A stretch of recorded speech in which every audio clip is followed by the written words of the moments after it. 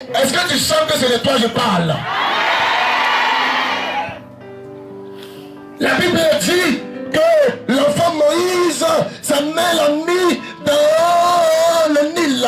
Oh, le Nil regorge des monstres marins, des crocodiles. Vous allez voir National Geographic, le plus petit crocodile dans le Nil à 7 mètres. La Bible dit, l'enfant Moïse a survécu. Mais quel que soit le décret qui a été pris à ton endroit, quel que soit le décret qui plane sur toi, quel que soit ce que le diable a prévu faire, je vais te dire ce matin, si le crocodile de 7 mètres n'a pas mangé Moïse, le crocodile de ta famille ne te mangera pas. Je dis, les sorciers de ta famille ne te mangeront pas. Je dis, les mystiques de ta famille ne te mangeront pas. Je dis, tous ceux qui sont en train de vouloir t'avaler, ils ne te mangeront pas. Si quelqu'un a dit amen, quelle que soit la grandeur de la bouche du crocodile, il ne pourra pas t'avaler. Tes finances ne seront pas avalées, ta gloire ne sera pas avalée, ton voyage ne sera pas avalé, ton commerce ne sera pas avalé, tes pieds ne seront pas avalés, ton ministère ne sera pas avalé. Au nom de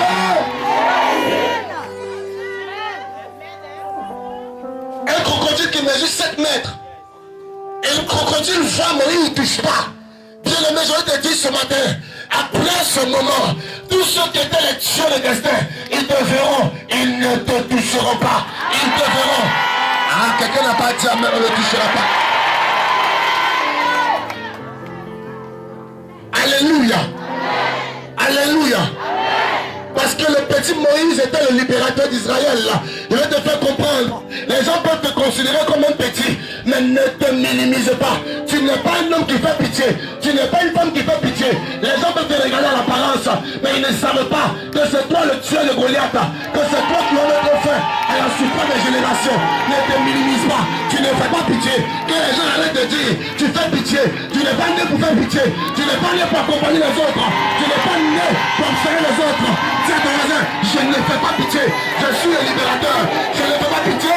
Je suis le libérateur.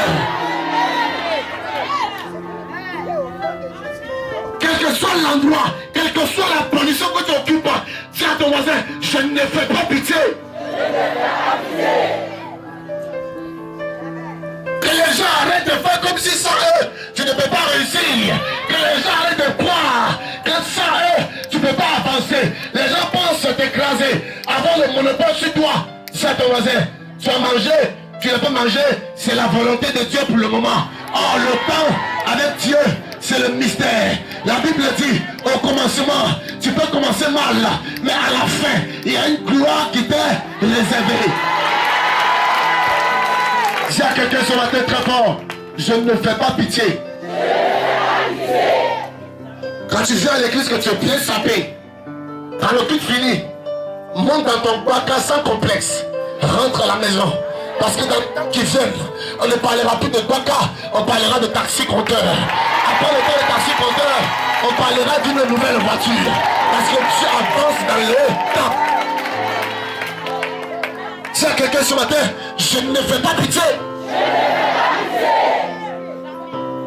Les gens veulent te faire croire que tu n'as rien, tu n'as rien, tu ne seras rien. La grandeur d'un homme ne dépend pas de ce qu'il a, mais la grandeur d'un homme dépend de ce qu'il est. Il va te dire ce matin, tu es le futur libérateur de ta famille. Tu es le futur libérateur de ta famille. Tu es le... Ah, quelqu'un n'a pas dit amen. Tu es le chaud.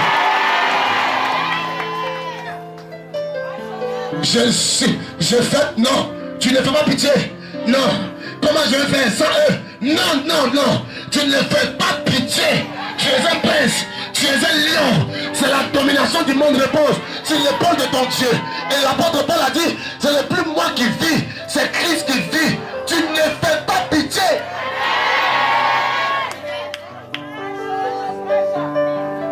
Quand tu t'habilles, parfume-toi. Quand tu salues, ne baisse pas la tête, salue. Parce qu'on comptera avec toi dans cette nation. On comptera avec toi dans ton quartier. On comptera avec toi. Arrête de dire, je fais pitié. Non, non, non, non. Tu ne fais pas pitié.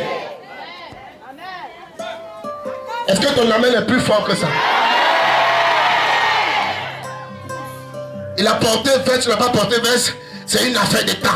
Je ne fais pas pitié.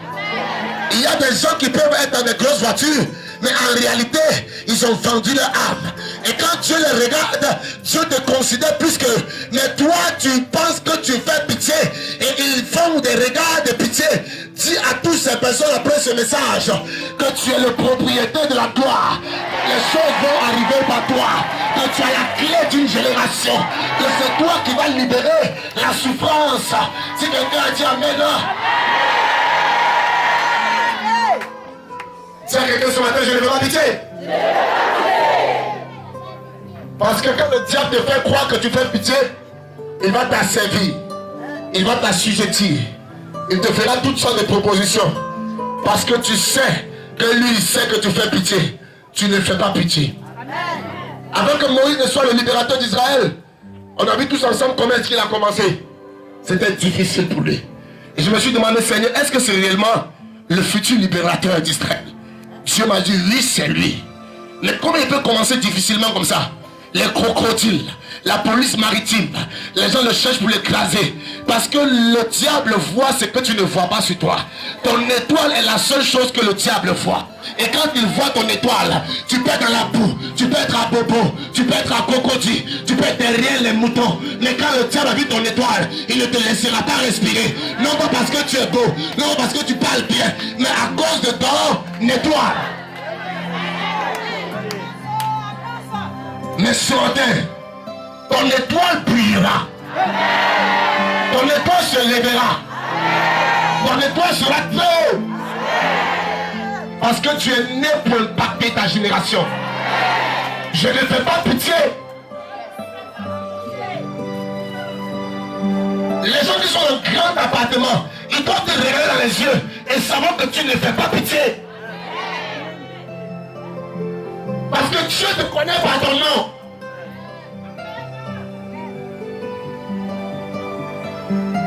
Est-ce que tu crois ce matin que tu es propriétaire de toutes ces paroles? Est-ce que tu sais ce qu'on appelle l'étoile filante? L'étoile filante, c'est une étoile. Quand ça passe, le temps que tu viens regarder, c'est à Korobo. Je déclare que tu es une étoile filante. Je déclare que tu es une étoile filante. Je déclare ce matin que tu es une étoile filante. Écoute-moi. Avant que les gens ne prennent le temps de comploter sur toi, tu es déjà parti. Les gens vont te voir, Bobo, le temps de comploter, de parler sur toi, on dit, tu as Washington. Parce que tu es une étoile filante. Je déclare ce matin, de la manière dont tu as mal commencé, l'onction filante arrive sur toi, pour que tu ailles vite, pour que tu ailles rapidement, pour que les choses s'accélèrent, pour que les choses se multiplient. Au nom de qui? Au nom de qui? Je suis l'étoile filante. Je n'ai jamais vu une étoile briller dans la journée. L'étoile, quand elle veut briller, elle brille toujours dans la nuit. Et j'ai compris pourquoi parfois le crocodile voulait manger Moïse. Je comprends pourquoi tout le monde était acharné. Parce que si on n'est pas acharné sur toi, ton étoile ne se lèvera pas. Je déclare que tu remplis les conditions pour que la gloire de Dieu se manifeste. Je dis, tu remplis toutes les conditions. Cette année, c'est ton année. L'étoile ne brille jamais dans la journée. Donc, il faut l'intensité des ténèbres pour que ton étoile se révèle. Et cette année, je te rassure que ton étoile va se lever très haut dans le ciel. Toi qui m'entends à Washington, aux États-Unis, en France, ton étoile est en train de se lever. Toi qui m'entends depuis le Québec, ton étoile est en train de se lever. Et dis cette année, là où tu es assis dans ton salon et tu écoutes ce message, et dis tu n'es pas né pour échouer, tu n'es pas né pour faire pitié, tu n'es pas venu accompagner les autres, mais ta destinée est une destinée de roi. Dis à ton moment, je ne fais pas pitié. Je ne fais pas pitié. Quand on parle d'église chrétienne, tu ne dois pas mentir. Refuse la mendicité ce matin. Tu es un lion, tu n'es pas une panthère. Tu es un lion, tu n'es pas un crocodile. Tu es un lion. Oh, l'animal la plus dangereux dans la forêt, c'est le lion. Tu es dangereux par la force de Dieu en toi. Tu es dangereux par la puissance de Dieu en toi. Tu es dangereux par l'onction de Dieu en toi. Quand je vois des personnes encore se poser la question, est-ce que je vais travailler? Est-ce que je vais voyager un jour? Je me pose la question, de quelle race es-tu? Tu es de la race des lions, tu es de la race des vipères. Un lion a l'assurance. Un lion a toute l'assurance. Un lion sait ce qu'il va devenir. Un lion sait que même s'il n'y a pas de proie dans la forêt, il va prendre une proie quelque part. Il a une assurance qu'il va manger. Parce qu'il est le roi. Tu es un roi, mais les gens te font croire que tu es esclave. Joseph a commencé comme un esclave, mais il n'a pas terminé esclave. Il ne sait pas comment tu commences ton histoire, mais je sais comment tu vas terminer. Je sais comment les jours à venir seront pour toi. Ce sera des jours de gloire, des jours de triomphe au nom de Jésus.